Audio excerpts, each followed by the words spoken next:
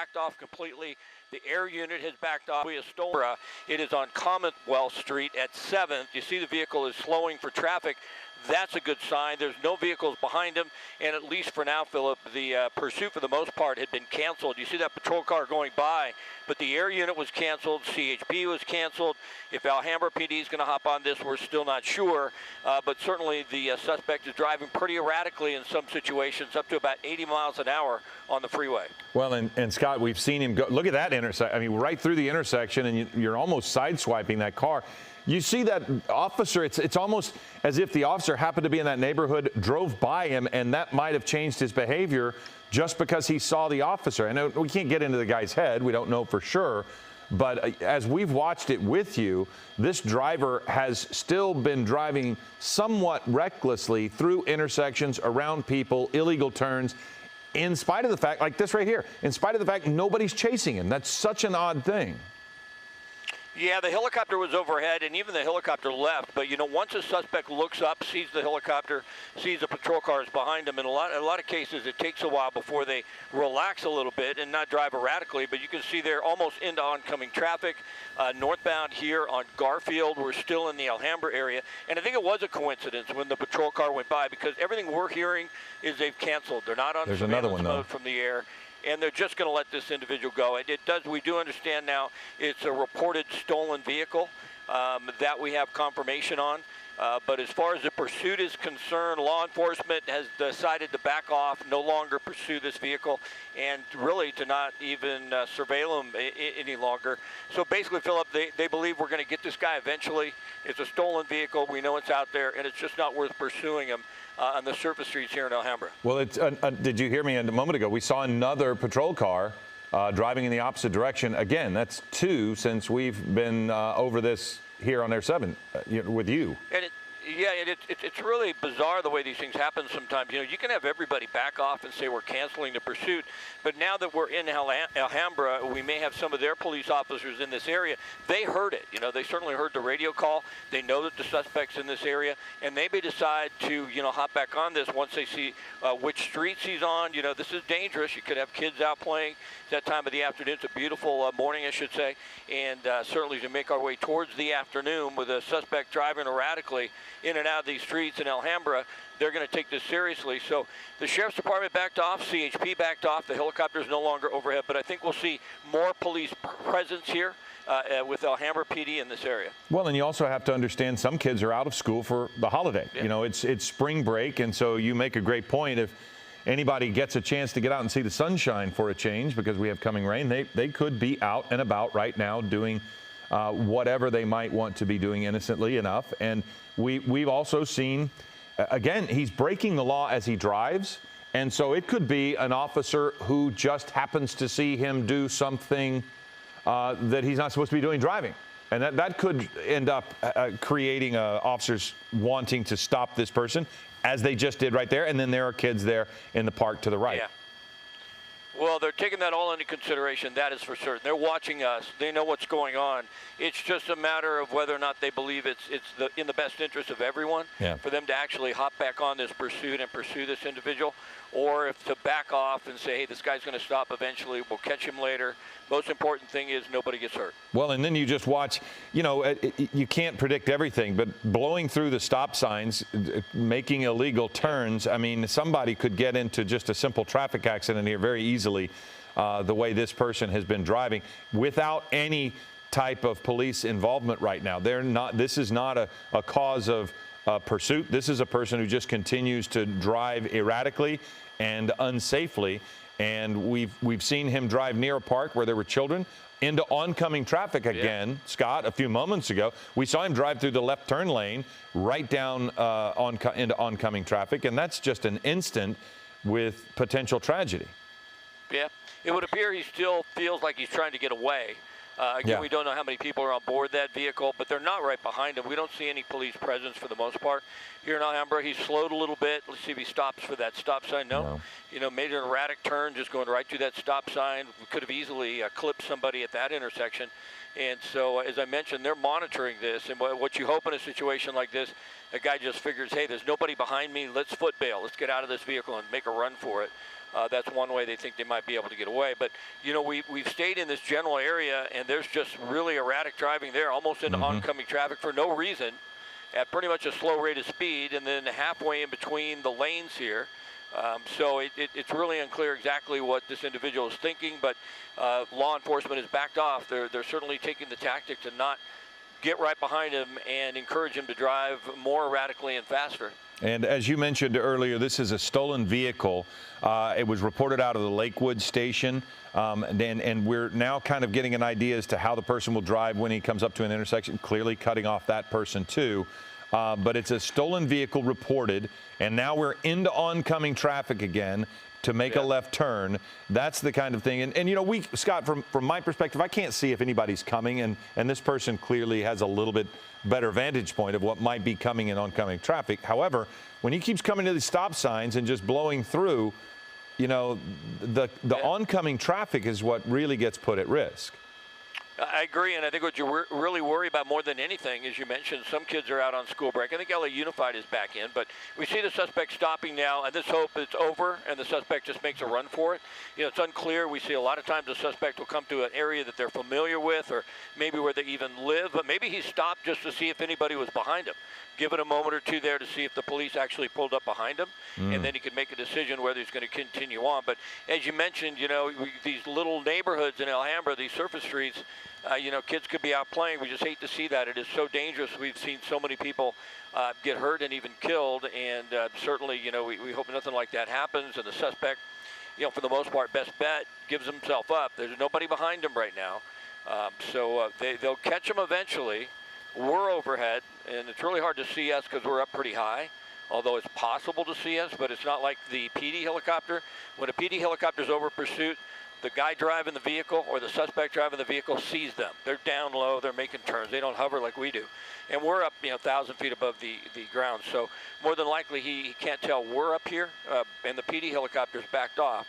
So we're back on these surface streets, fortunately at a pretty slow rate of speed. But certainly if the suspect continues to drive erratically, it's just dangerous for the folks who live here in Alhambra. Well, and I think, Scott, after that one stop, and that's a similar turn that we just saw a few moments ago. That seems to be, spot, I believe. Yeah.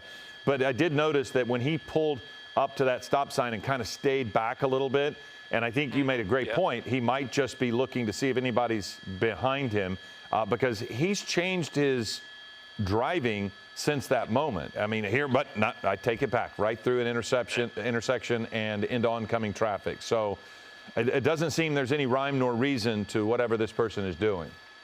No, he's staying in the same spot, though. We're in Alhambra. We came by that same street twice. I think it was on McLean before it made a turn. And then that was an area where he stopped, and I really think more than likely he stopped to see if anybody was behind him.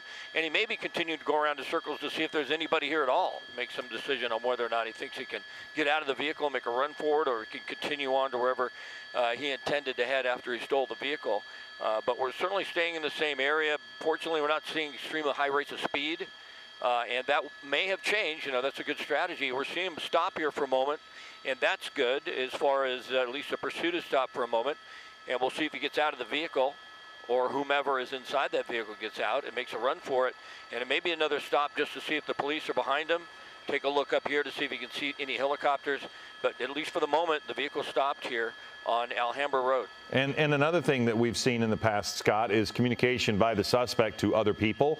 So if this person is driving around in the neighborhood, they know that they're not being followed, they might be making a phone call for somebody to just come get them. Yeah. They walk away from the car, and I think that is kind of the outcome that police would like to see. They don't want to see anybody get hurt. They've decided not to follow this suspect right now, but there has been still erratic driving from this person. So it could be simply, like you said, I'm trying to figure out how to get rid of this vehicle and get out of this space.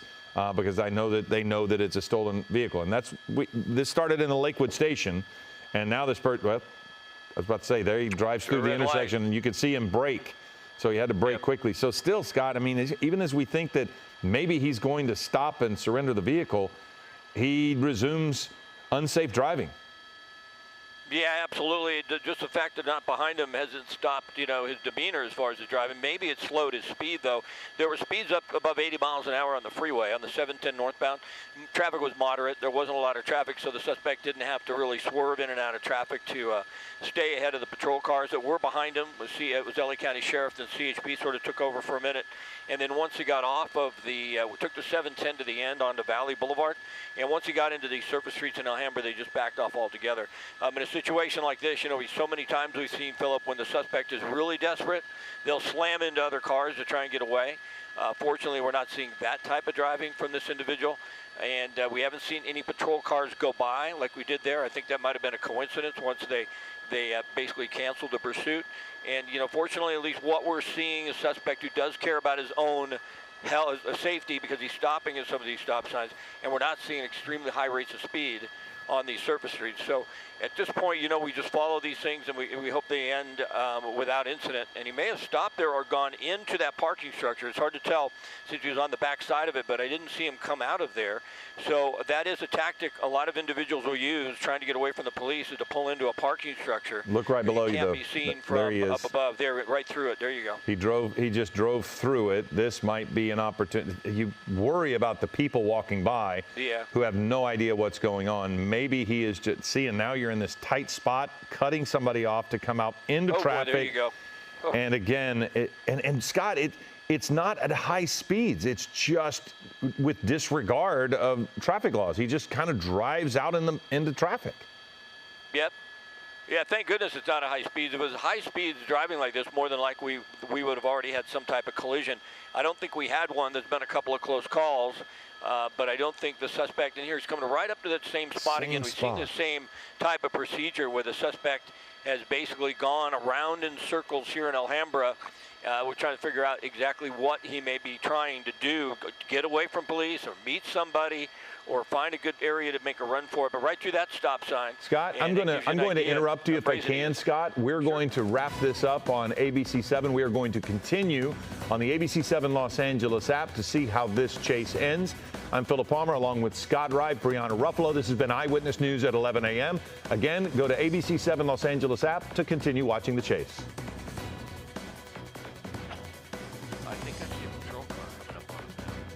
And Scott, we are back on our streaming channel now as we continue. So Scott, I heard you mention Alhambra PD. Do you believe that they have re-engaged, or they're just kind of monitoring, or was that just something that you saw?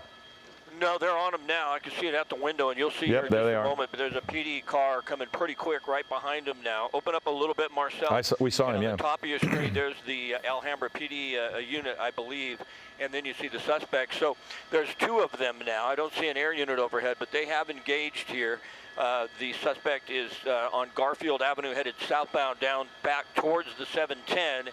And now you see two patrol cars right behind him, and we do have some activity up ahead. Looks like maybe some construction or signal light that has stopped, and some vehicles there. So it'll see how the suspect drives in that type of situation when we come up on to stop traffic. But we've seen him take up pretty evasive maneuvers to try and get away. And now Alhambra PD is right behind him. It looks like they figure they should be behind this guy and see if they can't get him to pull over and stop this.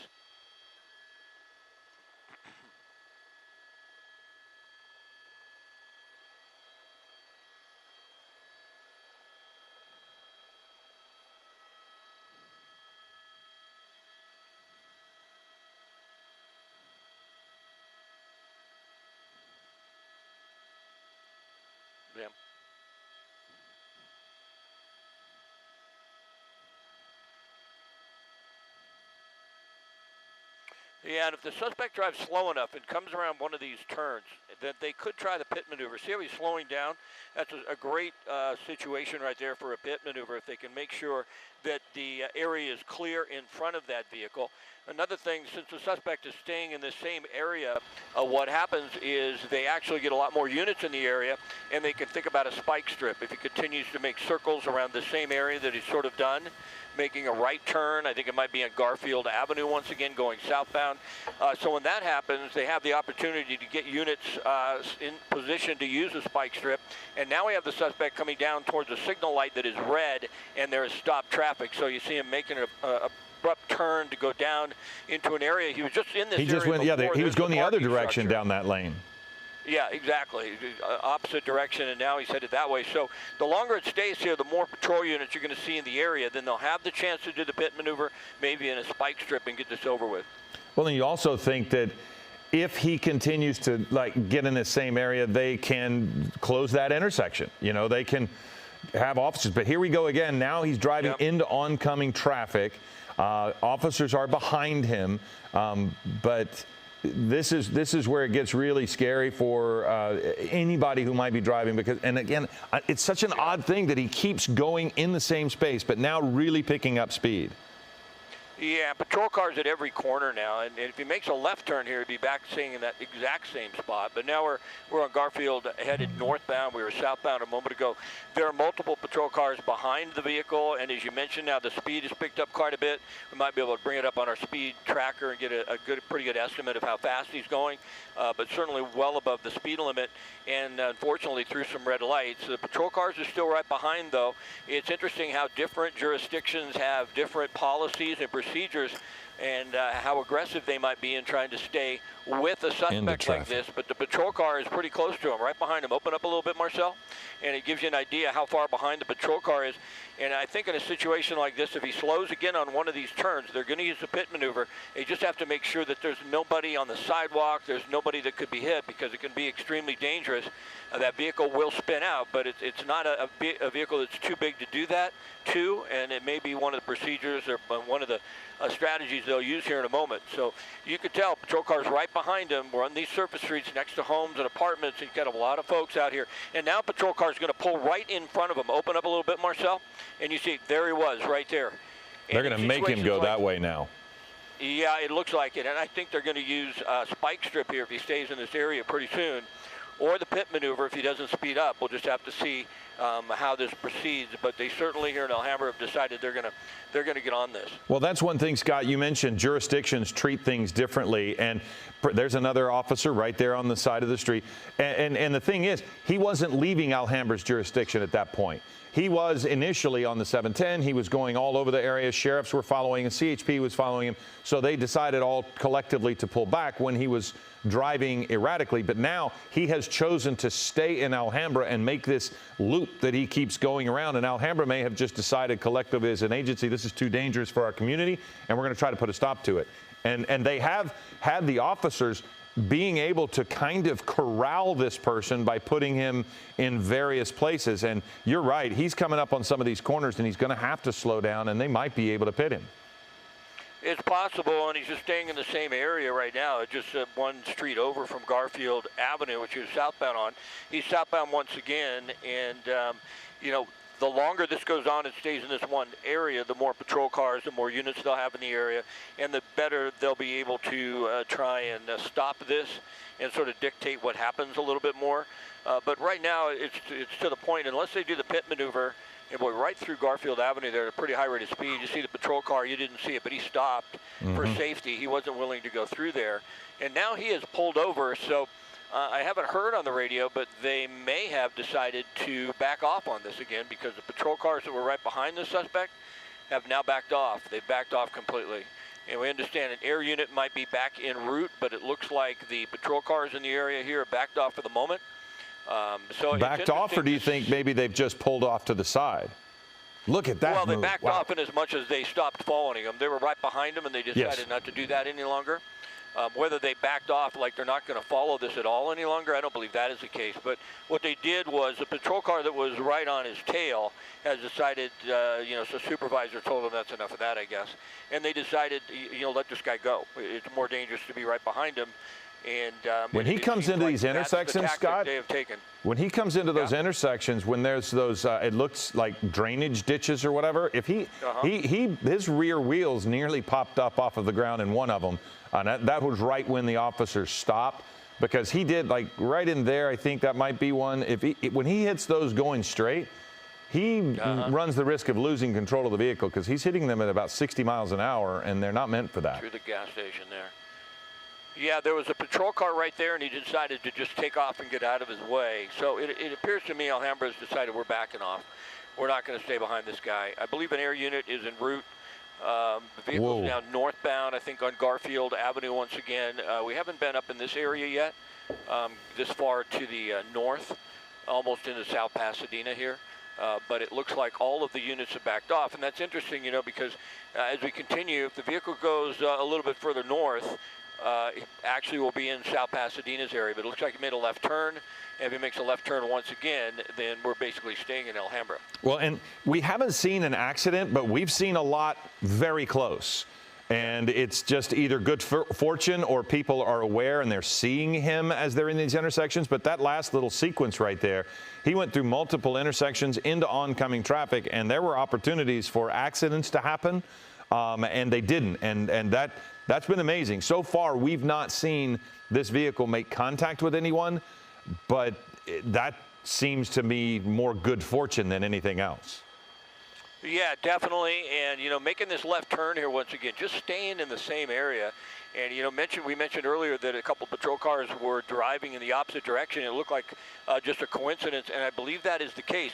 But now the sheriff's helicopter is overhead. And like I mentioned before, you know, the suspect's going to know the sheriff is there. There's no question about that. It may not see us. We're up high. We're in a hover.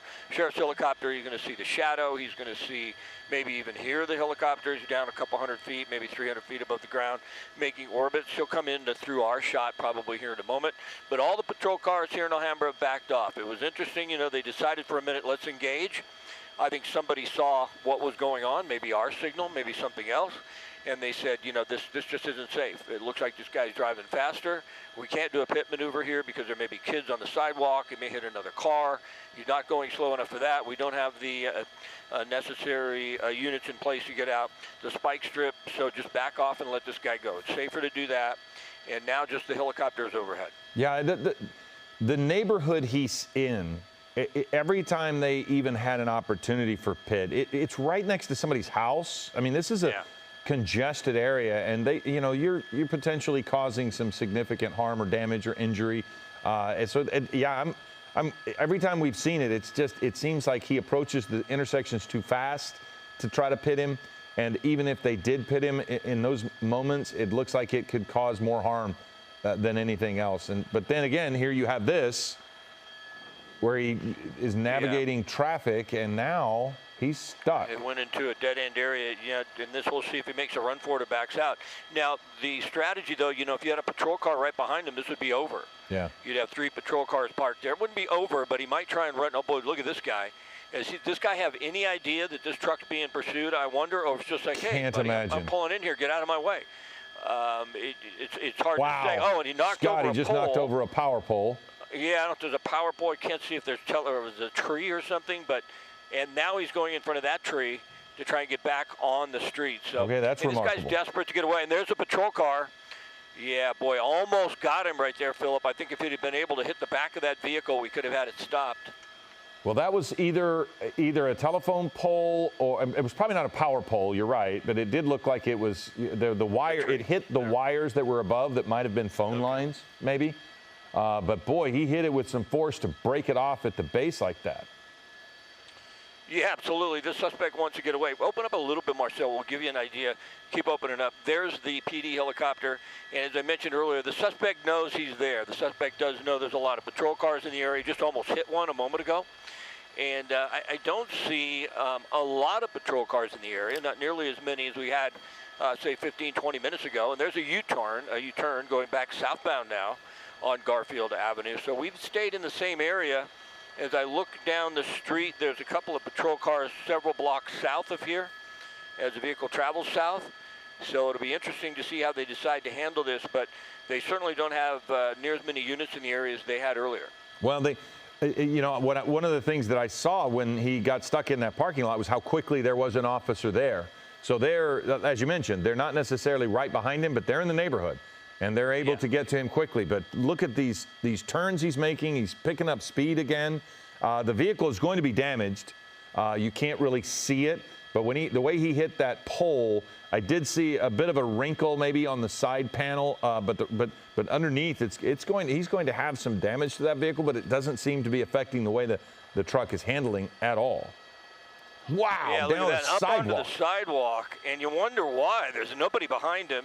there was a truck in the way at that intersection up in front of these homes, and then content to stay on the sidewalk and not get right onto the street, and now turn back to the north. So, boy, you know, just in the last couple of minutes, the driving has gotten extremely erratic, and I think they may take that into consideration, Philip. You know, we had the patrol cars behind the vehicle, and they decided to back off, but now with no one behind the vehicle, he seems to be more aggressive and driving at a higher rate of speed. So they may start to change their strategy a little bit and say they got to get around and behind this guy.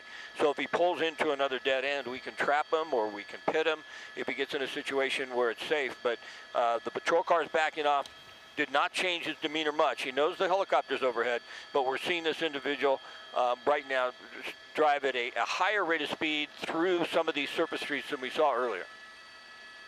Scott, we are back on ABC 7. We'd like to interrupt our regular programming because this chase has turned into a little bit of a troubling scene. The sheriff's helicopter is now above it. Alhambra PD has at times engaged this chase of a stolen vehicle. And Scott, one of the things that we worried most about were people who might be out and about on a spring break. And to watch this suspect drive through a yard and an open green space right in front of somebody's home, that's the kind of thing that's terrifying when police aren't even right behind him. The erratic behavior is just something that we can't figure out what he's doing because nobody was chasing, and yet he drove down a sidewalk and through the grass.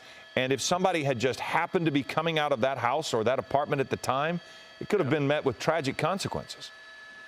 Yeah, it's been extremely dangerous from time to time. The suspect driving at high rates of speed right through some of these intersections and streets here that where there are homes in a residential area. So I'm going right by a bicyclist. There's a lot of folks out.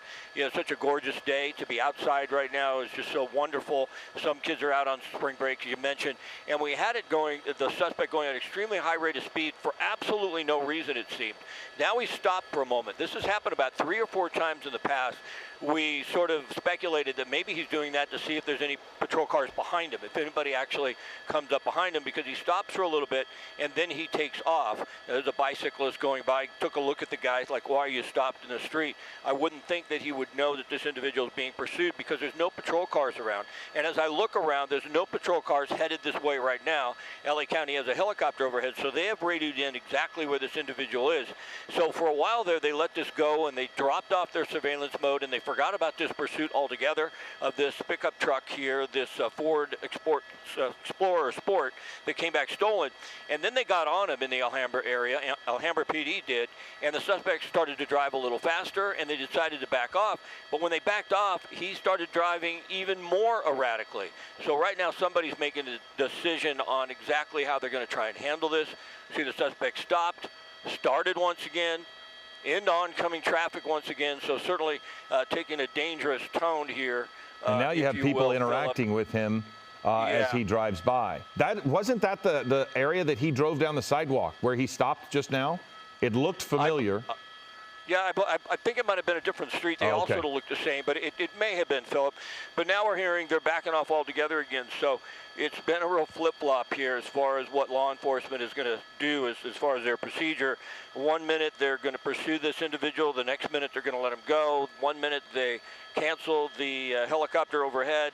Then they get him back in here, and now we understand the helicopter's been released once again. So it looks like they're back to what we were doing maybe 20, 30 minutes ago, and that is just, you know, sitting back on this and saying, let this thing play out, and we'll catch this guy later, because right now there's no units in the area, and the helicopter, the LA County Sheriff's helicopter has departed as well. Okay, well, we're seeing on the right earlier when the suspect drove up on the sidewalk, as we watch left, a live image. But you can see on the right, there's a person standing right there on the street corner. This is the kind of thing that with that particular behavior, somebody could just be in the wrong place at the wrong time, and this person has really started to take some odd movements. And it was not the section that we were looking at a moment ago because you could tell by the trees. But the live look on the left, now he has come to another intersection and has stopped once again.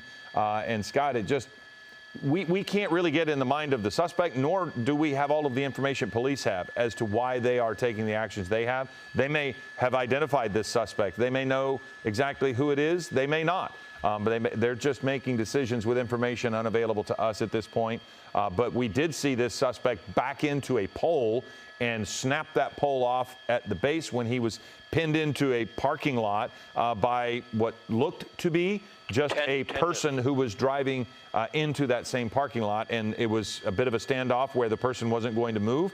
And this truck backed up with some aggression and knocked over a pole, which, you know, again, Scott, that was the moment you kind of thought, well, if there was an officer right there, maybe they could have pinned him in. But at the same time, they're going to have to really disable this vehicle because he has shown a willingness to drive on the sidewalk. He doesn't necessarily just stick on the roadways. Yeah, we haven't seen him come up on one situation where he's actually couldn't move, where he didn't try and get away, didn't go up on the curb, didn't go in between vehicles. And especially once the patrol cars got behind him, he started to get real aggressive. But there's nobody behind him now, and he's staying in the same area in Alhambra. North Monterey Street, we've been on that like 4 or 5 times, been on Garfield, been on Atlantic for a moment, and basically just staying in this same area over and over and over again. There's an abrupt stop. Most of the stops before Philip, he sort of slowed, but he abruptly came to a stop here in front of a home on Monterey Street. And so we're seeing this type of behavior from this suspect to stop, start, stop, start. And as you mentioned, we have no idea what's going on in the mind of the suspect. We don't know if drugs or alcohol are involved. And this could be another spot here where he's actually trapped. I can't quite see him out the window at the time, just in the camera, what you're seeing.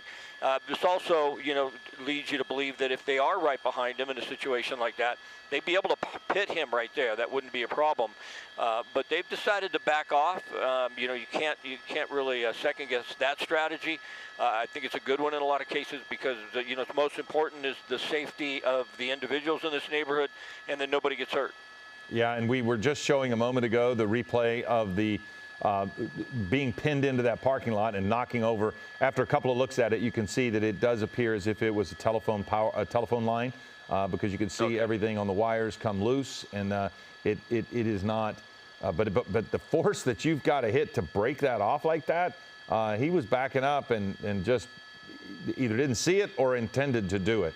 But now his actions here on the left, which are live, you can see that again it's just repeating the same behavior over and over, Scott. Sometimes he enters these intersections kind of slowly, but he has shown no willingness to stop at this point. And the community continues to be a bit of at risk. And because the more he's driving in that same area, Scott, the more we're noticing people coming out and engaging with him, whether they're angry or whatever. They are there and they are seeing him.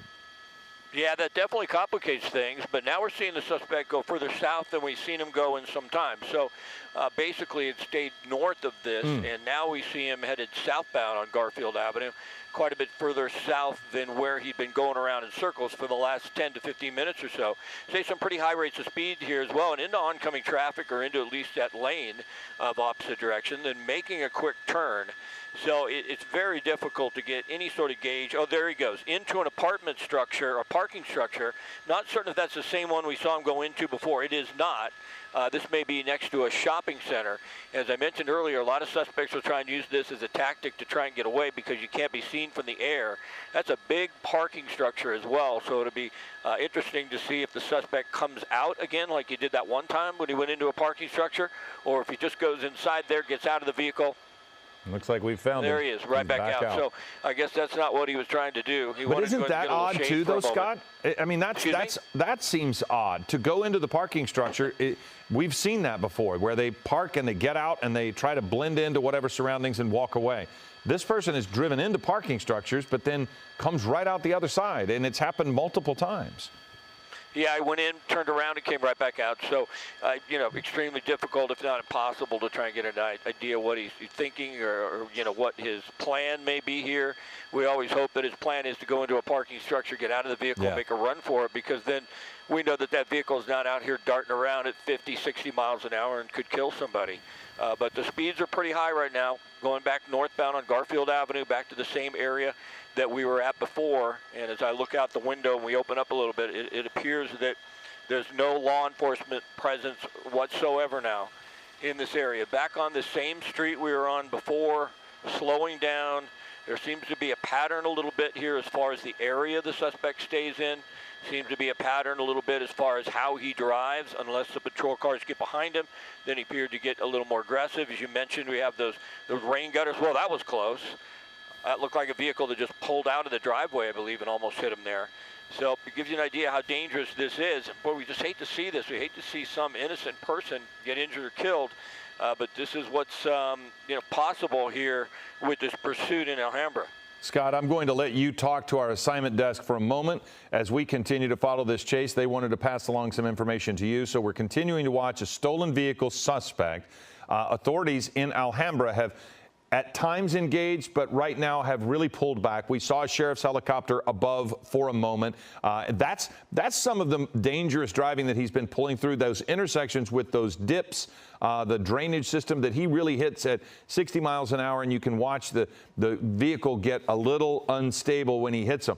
But then he continues to find places like this where he just stops at an intersection and then kind of surveys the surrounding neighborhood and then resumes his erratic driving. And we've seen him pull into oncoming traffic. We've seen him use the left turn lane to pass people on the left and make turns through intersections. There have been a couple of instances where he's nearly hit people.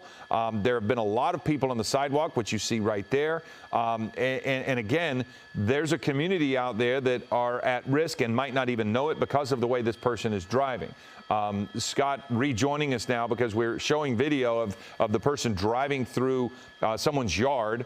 We've seen him go on sidewalks. We've seen him knock over a post, which we're looking at right there on the right. Again, it looked to be a telephone line pole that they knocked over. But again, on the right now, we are showing the suspect live driving away in a stolen vehicle. Now, Scott, we don't know if this person is armed or not armed.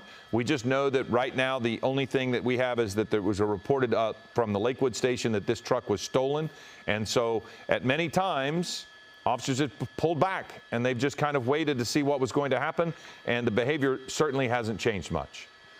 No, not at all. And we tried to peek in as best we could to see if there was a passenger, and it doesn't appear that there is. And it doesn't mean there's not somebody in the back seat. I mean, you always have to keep that in mind, and law enforcement does as well.